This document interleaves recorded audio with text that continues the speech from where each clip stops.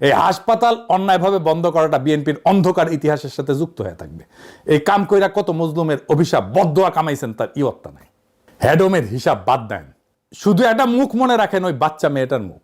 তাই 2 বার যার শরীরের রক্ত মেশিনে শোধন হইতো 250 টাকায় মাত্র। আজকে যার সামনে শুধুই অন্ধকার, তার মা কাকে বলবে যে আমার মেয়েটারে বাঁচান? কোন অফিসের দরজায় গিয়ে বলবে? পোস্ট অপারেটিভ ওয়ার্ডে যে রোগীটা সবে অপারেশনের পর চোখ খুলছিল, তার এখন কোথায় নেওয়া হবে? আইসিইউ যে মানুষটা একটা শ্বাসের জন্য লড়তেছিল, তারপরে সেই শ্বাসটার দাম কে দেবে?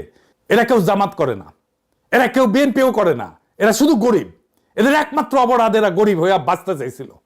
আর আপনারা বৃহস্পতিবার বিকালে ছুটির ঘন্টা বাজার আগেই একটা কাগজে সই কইরা তাদের সেই বাঁচার অধিকারটা কাইরা নিলেন।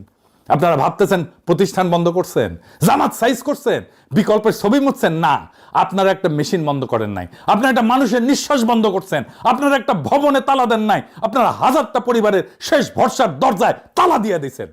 ইতিহাস সব মনে রাখে। হাসিনা ভুলে গেছিল যে রক্তের হিসাব একদিন দিতে হয়।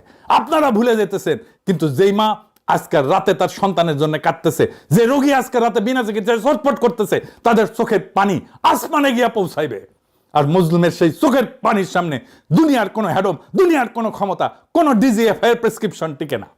আপনারা ভাবছেন আপনারা জিতছেন, আসলে আপনারা শুধু একটা জিনিস কামাইছেন, অভিশাপ, মানুষের অভিশাপ, মজলুমের অভিশাপ।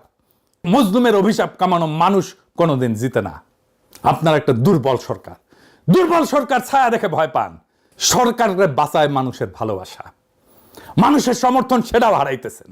নিজে চেষ্টা করে হারাইতেছেন, নিজের হাতে হারাইতেছেন। আপনাদের পতন যে কি ভয়ঙ্কর হবে আপনারা কল্পনাও করতে পারতেছেন না। সেই দিন আপনারা বুঝবেন আপনারা কি জেতা জিতছিলেন। আজকে ইনকিলাব জিন্দাবাদ।